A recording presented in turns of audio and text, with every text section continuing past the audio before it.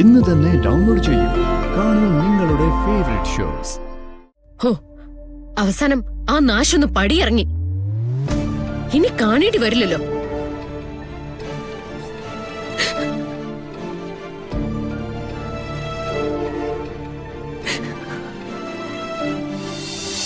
നന്നായിട്ട് ഒരുങ്ങിക്കോളാൻ പറയും മോളോട്.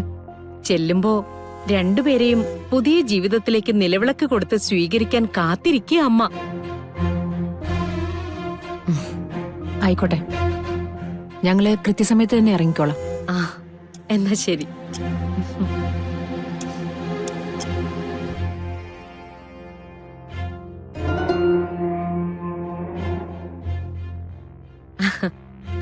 അപ്പൊ ഇനി എന്റെ മോൻ പുതിയൊരു ജീവിതത്തിലേക്ക് കടക്കുക. ഹാപ്പി അല്ലേടാ?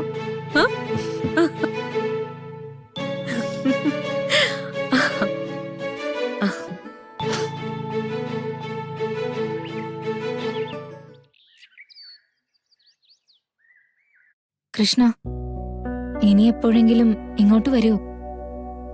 ഇല്ല, എനിക്കിനി അങ്ങനെ അധികം പുറത്തിറങ്ങി നടക്കാൻ പോലും പറ്റില്ലല്ലോ. ഒളിച്ചല്ലേ പറ്റൂ. സിത്താര മാമിനേക്കാൾ എത്രയോ മുമ്പ് നീ നല്ലൊരു മനസ്സുള്ള കുട്ടിയാണെന്ന് തിരിച്ചറിഞ്ഞ ആളായി ഞാൻ.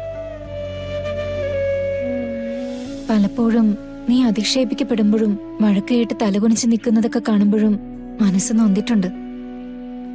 പക്ഷെ അറിയാലോ മോളെ, ഞാനിവിടുത്തെ വെറൊരു ശമ്പളക്കാരി മാത്രോ. എന്തെങ്കിലും പറയുന്നതിന് പോലും എനിക്ക് പരിധിയുണ്ട്. അതൊന്നും സാരല്ല സിനി ചേച്ചി. ആക്ഷേപവും വഴക്കൊന്നും എനിക്ക് പുത്തരിയുമല്ല. എത്ര ഞാൻ കേട്ടിരിക്കുന്നു.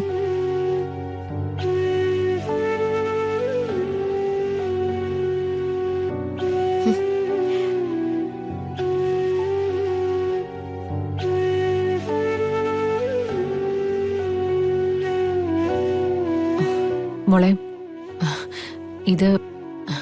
ഇത് കുറച്ച് പണമാണ്. ഇത് നീ കയ്യിൽ വെച്ചോ.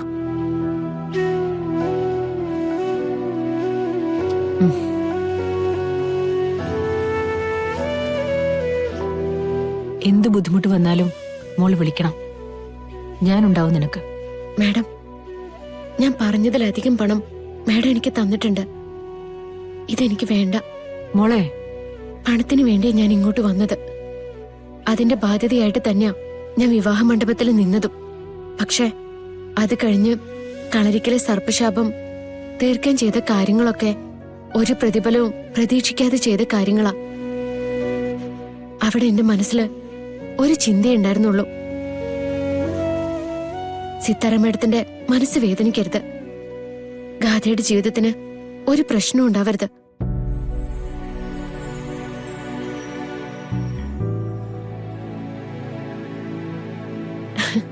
അത് രണ്ടും സാധിച്ചില്ലേ? സന്തോഷത്തോടെ എന്നെ പോകാൻ അനുവദിക്കണം. ഇത് മാഡം തിരിച്ചു വാങ്ങണം. എന്റെ അപേക്ഷ.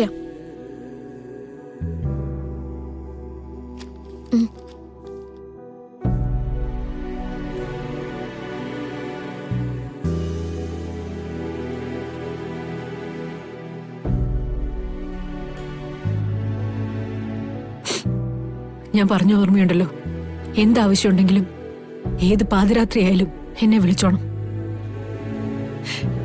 എന്നെ എപ്പോ വേണമെങ്കിലും വന്ന് കാണാനുള്ള സ്വാതന്ത്ര്യവും നിനക്കുണ്ട്. പിന്നെ നവീന്റെയും കുടുംബാംഗങ്ങളുടെയും മുന്നില് ഒരു കാരണവശാലും മോൾ. അയ്യോ, അതൊക്കെ ഞാൻ തീരുമാനിച്ചിട്ടുണ്ട് മാഡം. എന്നെ കൊണ്ട് മാഡത്തിന് ഒരു ബുദ്ധിമുട്ടും ഉണ്ടാവില്ല.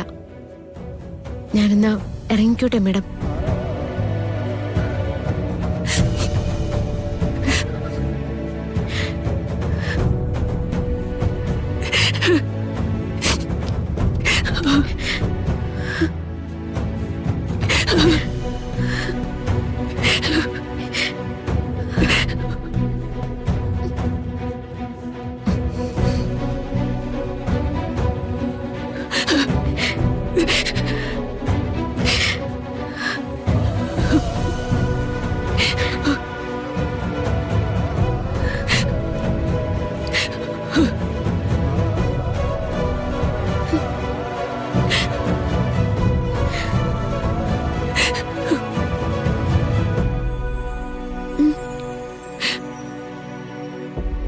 ഹോ,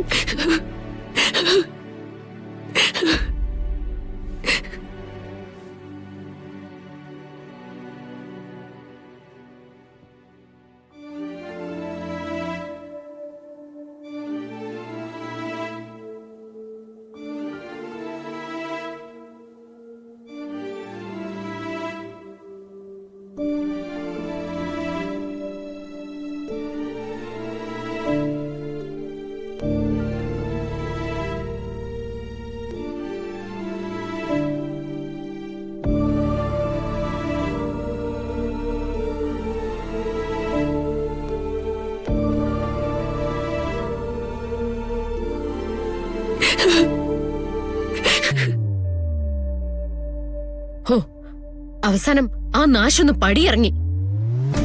ഇനി കാണേണ്ടി വരില്ലല്ലോ.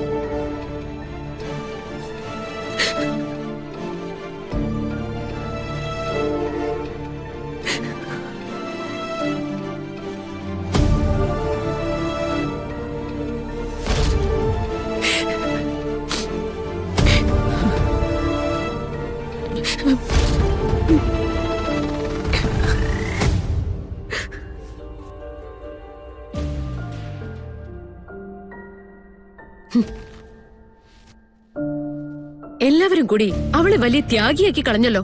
കാശ് വാങ്ങി ജോലി ചെയ്യുന്നവരൊക്കെ ത്യാഗികളാണെങ്കിലേ അവളും ആ കൂട്ടത്തിൽ പെടും.